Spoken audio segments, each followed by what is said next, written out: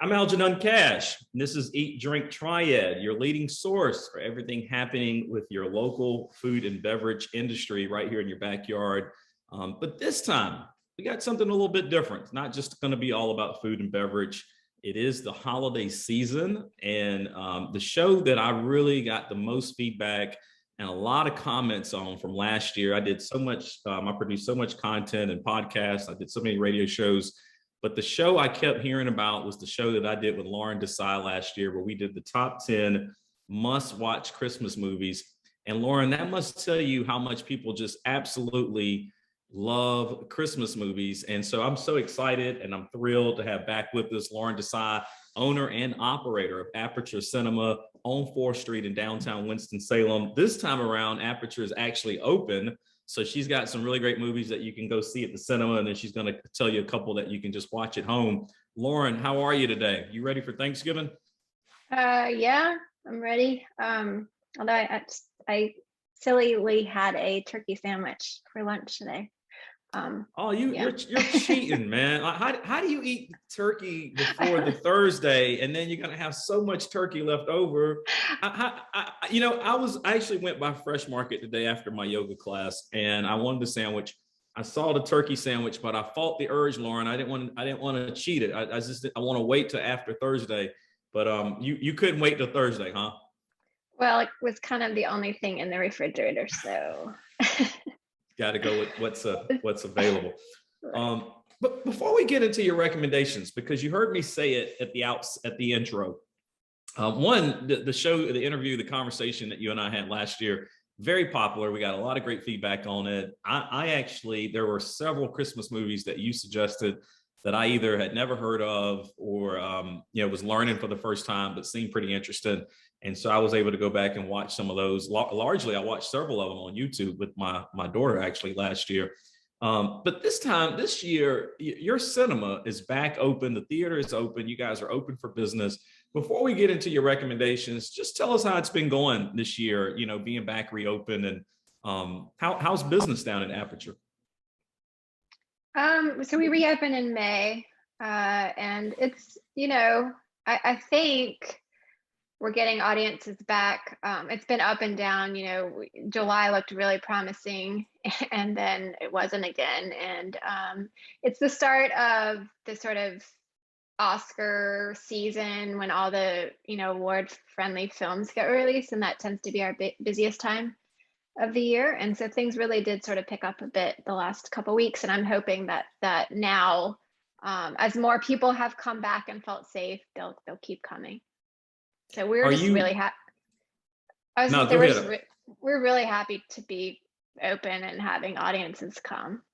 We were closed for 14 months, so it's a very long time. Very long, and I'm so happy you all were able to get reopened. I know for so many venues, whether they're small like yours or even much larger ones, it was touch and go. During the height of the pandemic, on whether or not many of these places would reopen at all. And I think Aperture has added such great character and culture to what we do on 4th Street and to all of downtown Winston-Salem. So it's great to see you all were able to survive. Are you still sensing apprehension from people when they come in the theater? How are people responding when they come down to see a film? So we have a requirement that people show proof of vaccination. So that means that if you're vaccinated, you're coming with other people that are vaccinated. So generally, I think it's added to the level of people feeling safer to come. So that's been good. And, I'm not sure when. Hopefully there'll be a sunset period for that. You can imagine it's caused some friction for some people, but it is added a layer of, people like having that security when they come. You say friction, and I don't mind sharing this because it was actually an event that I was talking to you about, and we were working with an outside production company to do a film screening, and I suggested that we do it at Aperture, and you and I had some conversation, and you mentioned that there would have to be a vaccine requirement, for us to do the screening there, and of course I went and took that back to the people I was working with. They decided not to do it because they didn't want to have that particular hurdle. How frequently are you running into that? Just sort of the resistance to either show the vaccine card or, hey, I don't want to come at all because you're asking for the vaccine card. I'm seeing in certain places around town and throughout the region where there is this requirement. Then, of course, obviously a lot of the restaurants and bars, there's no requirement. But I am seeing, like with a lot of the venues, whether it's your venue, Tanger, Ramcat, it seems like there seems to be this common theme amongst venues where they're actually asking for proof of vaccine. Are you running into conflict from customers? Are you seeing people like the people I was working with who just say, okay, we don't want to do an event at all, just simply because of that extra hurdle? We got some pushback at the very beginning when we announced it, but I think honestly a lot of those people were just looking to make an argument. I don't think that were truly our patrons to begin with. Most people have been fully supportive, and it is the challenge has been actually communicating our policy with everyone. I mean, we have put it in so many places, but if people go to Google and find our show times, they sometimes show up without their vaccine card, and that's where we're running into challenges. But otherwise, people have been super supportive, and often if they don't have their card with them, they will go back home and get it, or they'll come another time. I mean, it's really been embraced, and I think people are happy that we have it. And I think people, we're not alone.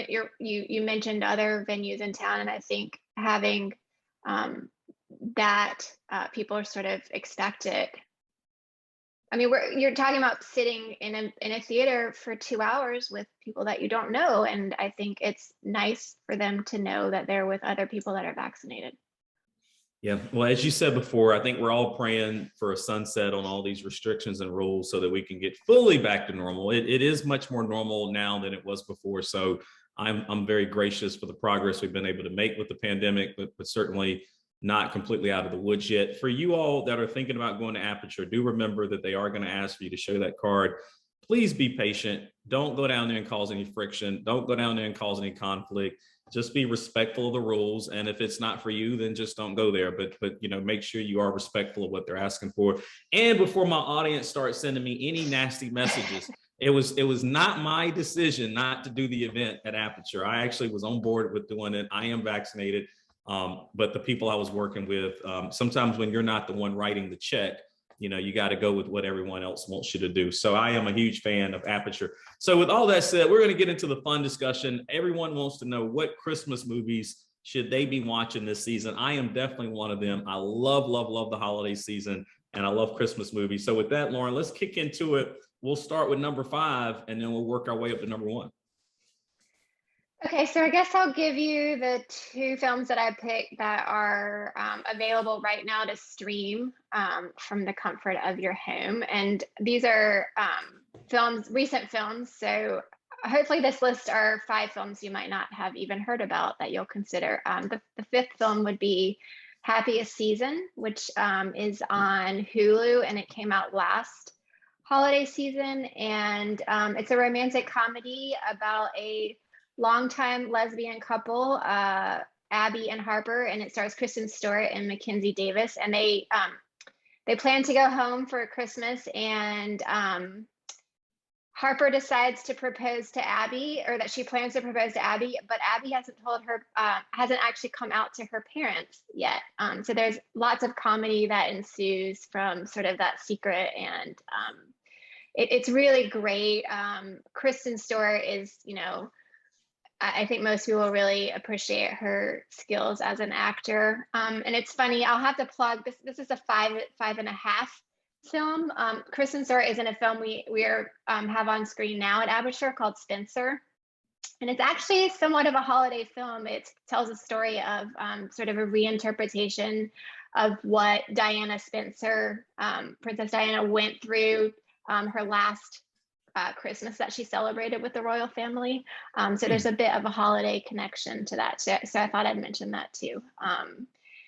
And are you ready for me to go into number 4? Well, real quick, the film you just mentioned, that you said the other film is available now at Aperture, the one about Yes. Princess Diana? Yes. It's called Awesome, Spencer. awesome. Called Spencer. Okay, I'm writing that down. Yep. Spencer. And I guess in regards to Happiest Season, I have seen that. I believe you said it is on Netflix. And I don't know about my audience. I'm a real sap for a romantic comedy, especially around the holiday season. And it's like no matter how many times they tell that same storyline over and over again about somebody coming home to meet the family, I always enjoy it every single time. So I wrote this one down. Happiest Season is on my list for this holiday season. Yeah, it's really quite fun. And I forget his name, but if you watch Schitt's Creek, the lead actor in that plays Kristen's sort of best friend, so adds some humor. Yeah, so it's fun. And if you, I think another one just came out on Netflix, so I sort of watched it immediately after it came out, kind of to get into the holiday spirit this year. But it's called Love Hard, and it has comedian Jimmy O Yang in it, and Nina Dobrev, and it is sort of a dating app romantic comedy. A writer sort of for her assignment goes on a dating app, and she's learned that she's been catfished when she goes 3,000 miles to surprise her date for Christmas.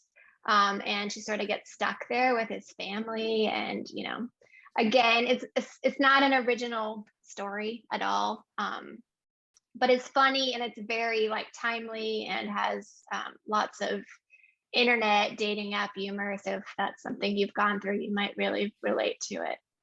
And Jimmy O Yang is just really, I think he's a really funny guy.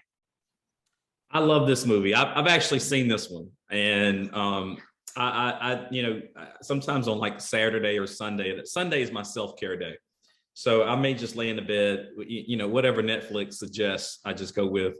And this came up, Love Hard. I'll be honest with you. When I first saw it, I said, this isn't something I would normally watch.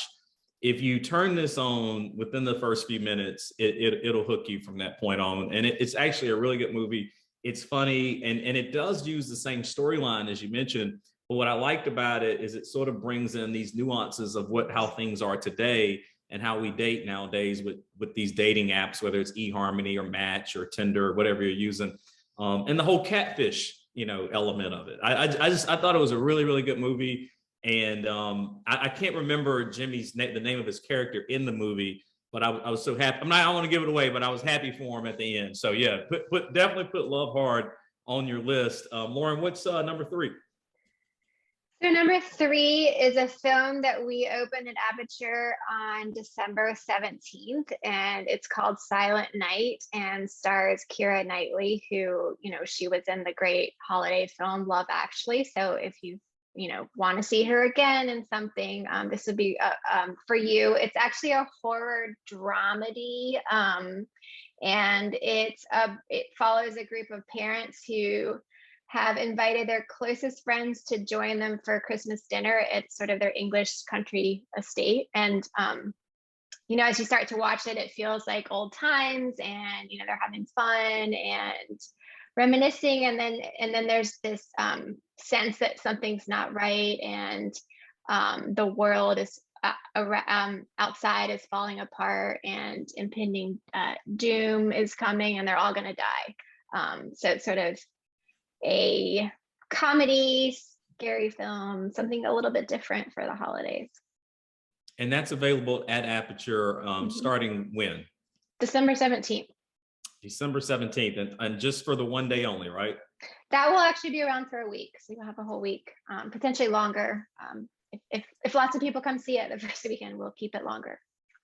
And Lawren, from my audience that, you know, they're not as familiar with Aperture, maybe they always go to the big movie houses when they're looking for a movie. Help them real quick understand the types of movies that you source at Aperture. I think these typically are independent films. A lot of times maybe films that you wouldn't see at the big movie houses. Just help them understand that competitive difference that y'all have at Aperture. Yeah, so we independent's probably a good word. We also show a lot of documentaries and world cinema films. And then there's independent's such a broad word, but they're often, what that means is they're sort of films that are made outside of the big studio system.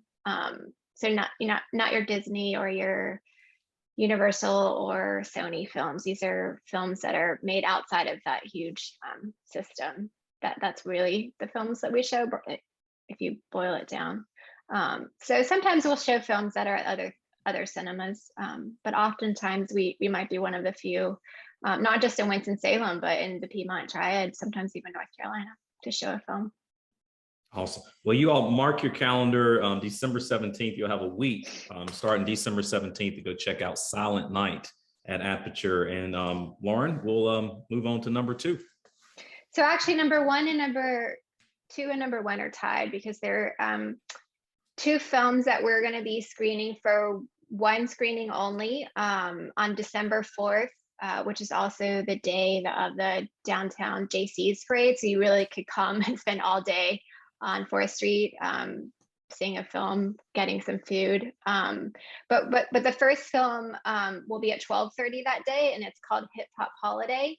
And it's literally the title. It's about a larger than life hip hop diva that sort of rekindles an old friendship over Christmas, and her walk down memory lane sort of forces her to re-examine her life.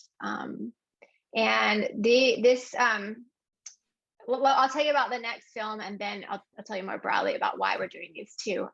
The second film is called Twas the Chaos Before Christmas, and it's sort of it's a comedy about 2 families that accidentally book the same holiday rental, and so they get to the house and they're both there, and they obviously have nowhere else to go, and they sort of have to have the holidays together. And again, this story that's probably been told before, but it's very funny.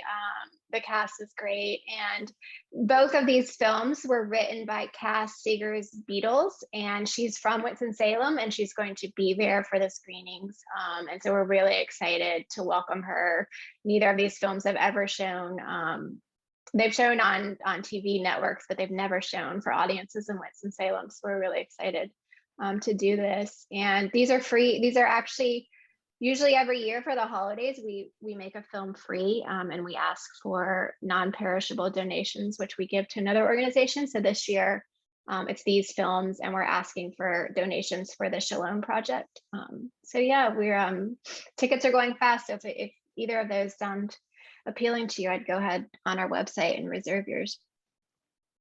And Lawren, everything you just said was just phenomenal. I mean, you've got a film that was actually written by a Winston-Salem native that we can go see for the holidays. I think that's incredible. The whole thing you're doing for nonprofits in terms of raising food, I think that is huge. Shalom Project, if my audience, if you're not familiar with what they do, please go check them out. They really provide some critical access to healthcare resources for, low income individuals and families right here in Winston-Salem. And so I think the work that Aperture is doing to support them is great. So like you can literally go to Aperture on December 4th. You can make like this whole day of it. You could go do the parade, then you could go grab something to eat at Spring House or Six and Vine, Willows. All of them are doing just a phenomenal job in downtown. You can come see the film so you can be entertained. And then you can walk away knowing that you actually just helped a great organization in town, being the Shalom Project.